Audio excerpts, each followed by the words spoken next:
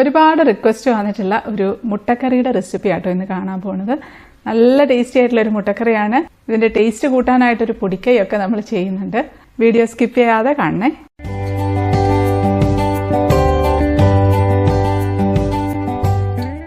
മുട്ടക്കറി ഉണ്ടാക്കാനായിട്ട് ഒരു 5-6 മുട്ട നമുക്ക് പുഴുങ്ങാനായിട്ട് വെക്കാം. ശകലം ഉപ്പും കൂടെ ഇട്ട് കൊടുക്കാം. ആ സമയത്ത് നമുക്ക് ചീനച്ചട്ടിയിലേക്ക് വെളിച്ചെണ്ണ ഒഴിച്ചു കൊടുക്കാം. വെളിച്ചെണ്ണയാണ് ഈ കറിക്ക് ഏറ്റവും ടേസ്റ്റ്.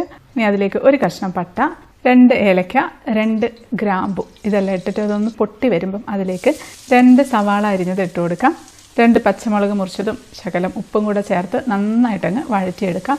തീ കൂട്ടി വെച്ച് ബ്രൗൺ കളറൊന്നും ആയിപ്പോകരുത്. കുറഞ്ഞ തീയിൽ നല്ലതുപോലെ വഴന്ന് വരണം. ഇത് നമ്മൾ ഇഞ്ചി, വെളുത്തുള്ളി, തക്കാളി ഇതൊന്നും ചേർക്കുന്നില്ല കേട്ടോ. അതൊക്കെ ചേർത്താൽ ഈ കറിയുടെ ടേസ്റ്റ് അങ്ങ് മാറിപ്പോവും. ഇതിന് നമുക്ക് സവാള നന്നായിട്ട് വഴന്ന് വെന്ത് വരുമ്പോൾ സവാളയിൽ നിന്നൊരു ടേസ്റ്റ് കറിയിലേക്ക് ഇറങ്ങാനുണ്ട്. ആ ഒരു ടേസ്റ്റാണ് ഈ ഒരു കറിയുടെ പ്രത്യേകത. അപ്പോൾ ഈ പറഞ്ഞിരിക്കുന്നത് അല്ലാതെ വേറെ എന്തെങ്കിലുമൊക്കെ ഇട്ടാൽ അത് ആ ഒരു ടേസ്റ്റ് കിട്ടില്ലേ. അത് അവിടെ ഇരുന്ന് ആവട്ടെ. ആ സമയത്ത് നമുക്ക് തേങ്ങാപ്പാൽ എടുത്ത് വെക്കാം. 2 കപ്പ് തേങ്ങയുടെ പാലാണ് നമുക്ക് എടുക്കേണ്ടത്. എല്ലാം കൂടെ മിക്സിയുടെ ജാറിലേക്ക് ഇട്ട് ശകലം വെള്ളവും കൂടെ ഒഴിച്ച് നന്നായിട്ട് അരച്ചെടുക്കാം. എന്നിട്ട് അത് അരിപ്പയിൽ കൂടെ അരിച്ച് നല്ല കട്ടി പാലങ്ങ് മാറ്റി വെക്കുന്നുണ്ട്. പിന്നെ നമുക്ക് ഒന്നുകൂടി വെള്ളം ഒഴിച്ച് അതും ഒന്നുകൂടി ഒന്നൊന്ന് അരച്ച് അതിൻ്റെ 2ാം പാലും എടുത്തങ്ങ് മാറ്റുന്നുണ്ട്. ഇനി ആ പീരക്കകത്തോട്ടും ബാക്കി കുറച്ച് വെള്ളം കൂടെ ഒഴിച്ച് മാക്സിമം പാലങ്ങ് ഊറ്റിയെടുക്കുകയാണ്. സവാള ഇതാ നന്നായിട്ട് വഴന്നിട്ടുണ്ട്. കളറൊന്നും മാറിയിട്ടില്ല. അതിലേക്ക് നമുക്ക് കുറച്ച് മഞ്ഞൾപ്പൊടി ഇട്ട് കൊടുക്കാം. ഒരു 1/4 ടീസ്പൂണൊക്കെ ഇട്ടിട്ടുണ്ട്. ഒരു 1/2 ടീസ്പൂൺ മുളക് പൊടി, 1 ടീസ്പൂൺ മല്ലിപ്പൊടി, ഇത്രയും മതി. ഇനി ഇതെല്ലാം കൂടെ പച്ചമണം മാറുന്നവരെ ഒന്ന് ചൂടാക്കിയെടുക്കാം. അപ്പോൾ അതിൻ്റെ പച്ചമണം ഒന്ന് മാറുമ്പോൾ 1 ടേബിൾ സ്പൂൺ മീറ്റ് മസാലയാണ് ചേർക്കുന്നത്. മീറ്റ് മസാലയോ അല്ലെങ്കിൽ ചിക്കൻ മസാല ആയാലും മതി. ഇനി അതും കൂടെ ഇട്ട് ഒന്നുകൂടെ ഒന്ന് ചൂടാക്കിയെടുക്കാം. അതും ചെറുതായി ഒന്ന് ചൂടായി നല്ലൊരു മൂത്തൊരു മണം വരുന്നുണ്ട്. ഇനിയിപ്പോൾ നമ്മളിതിലേക്ക് ചേർക്കുന്നത് തിളച്ച വെള്ളമാണ്. ഒരു 1.5 കപ്പ് തിളച്ച വെള്ളം ചേർത്ത് കൊടുക്കാം. നന്നായിട്ട് തിളച്ച വെള്ളം തന്നെ ചേർക്കണം. പിന്നെ ഇതിലിപ്പം നമ്മൾ എടുത്തു വെച്ചിരിക്കുന്ന 3ാം പാലുണ്ടല്ലോ, അപ്പം 3ാം പാൽ ഒഴിച്ചാൽ പോരെ എന്ന് വിചാരിക്കരുത്. 3ാം പാൽ ഒഴിച്ചാൽ ഈ ഒരു ടേസ്റ്റ് കിട്ടില്ല. നല്ല തിളച്ച വെള്ളത്തിൽ ഈ സവാള വേവണം. ആ ഒരു ടേസ്റ്റാണ് നമ്മുടെ ഈ കറിക്ക് വരുന്നത്.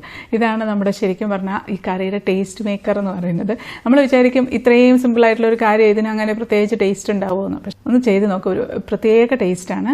ജാവ സിമ്പിളാണ് പക്ഷെ പവർഫുൾ ആണെന്ന് പറയുന്ന പോലെ പലപ്പോഴും സിമ്പിളായിട്ടുള്ള കാര്യങ്ങളാണ് പവർഫുള്ളായിട്ട് വരുന്നത് അല്ലേ.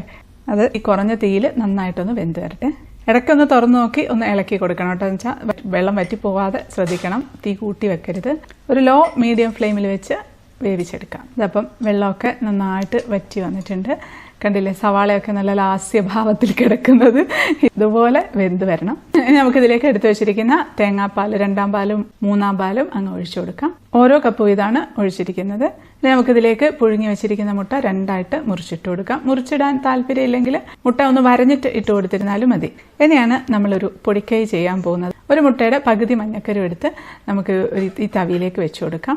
ഇനി അതിലേക്ക് കുറച്ച് കറിയും കൂടെ ചേർത്ത് നമുക്ക് സ്പൂൺ വെച്ച് നന്നായിട്ട് അങ്ങ് ഉടച്ച് ഇതങ്ങ് കറിയിലേക്ക് അങ്ങ് ചേർത്ത് കൊടുക്കണം. അപ്പം കറിക്ക് നല്ല ടേസ്റ്റ് ആയിരിക്കും. ഒരു പ്രത്യേക ഫ്ലേവർ വരും കറിക്ക്. അത് മാത്രമല്ല കറി കുറച്ചുകൂടെ തിക്കാവുകയും ചെയ്യും. ഇനി നമുക്കിതിലേക്ക് 1ാം പാൽ അങ്ങ് ഒഴിച്ചു കൊടുക്കാം. കുറച്ച് നല്ലപോലെ കറിവേപ്പില ഇട്ട് ഒരു 1/2 ടീസ്പൂൺ ഗരം മസാലയും കൂടെ ഇട്ട് കൊടുക്കാം. ഇതെല്ലാം കൂടെ പതുക്കെ ഒന്ന് ഇളക്കി കൊടുത്താൽ മതി. ഒരുപാട് കുത്തി ഇളക്കിയാൽ മുട്ടയുടെ മഞ്ഞയും വെള്ളയും വേറെ വേറെ ആയി പോകും. ആവശ്യത്തിന് ഉപ്പ് ചേർത്ത് കൊടുക്കാം. ഞാൻ അവസാനം ഓഫാക്കുന്നതിന് തൊട്ട് മുന്നേ ബാക്കി പകുതി മഞ്ഞ കൂടി ഇതിലേക്ക് തന്നെ ഉടച്ച് ചേർത്ത് കൊടുക്കേ. ഒരു പകുതി മാത്രം ചേർത്താലും മതി. ഇനി മുഴുവനായിട്ട് ചേർക്കുകയാണെങ്കിൽ കൂടുതൽ ടേസ്റ്റി ആയിരിക്കും. അതുകൂടെ ചേർത്ത് പതുക്കെ ഒന്ന് ഇളക്കി ഓഫാക്കി അടച്ചു വെച്ച് കൊടുക്കാം. ഇത് തണുത്ത് കഴിയുമ്പോൾ നന്നായിട്ടൊന്ന് കുറുകി വരും. കുറുകി വറ്റി വരുമ്പോൾ നല്ല ടേസ്റ്റി ആയിരിക്കും. ഇപ്പം തന്നെ നല്ല രുചിയാണ്. ഇതുവരെയ്ക്കും ഇതുപോലെ ഉണ്ടാക്കിയിട്ടില്ല എന്നുണ്ടെങ്കിൽ ഒന്ന് ഉണ്ടാക്കി നോക്കണേ. ഇത് നമുക്ക് ചപ്പാത്തിക്കും അപ്പത്തിനും ഇടിയപ്പത്തിനും പുട്ടിനും ബ്രെഡിനും ഒക്കെ നല്ലൊരു കോമ്പിനേഷനാണ്. എല്ലാവരും പറയായിരിക്കും തക്കാളി ഇല്ലാതെ ടേസ്റ്റ് ഉണ്ടാവില്ല, ഇഞ്ചിയും വെളുത്തുള്ളിയൊന്നും ഇല്ലാതെ ടേസ്റ്റ് ഉണ്ടാവില്ല എന്ന്. അങ്ങനെയൊന്നും അല്ല കേട്ടോ. ഒന്ന് ട്രൈ ചെയ്ത് നോക്കൂ.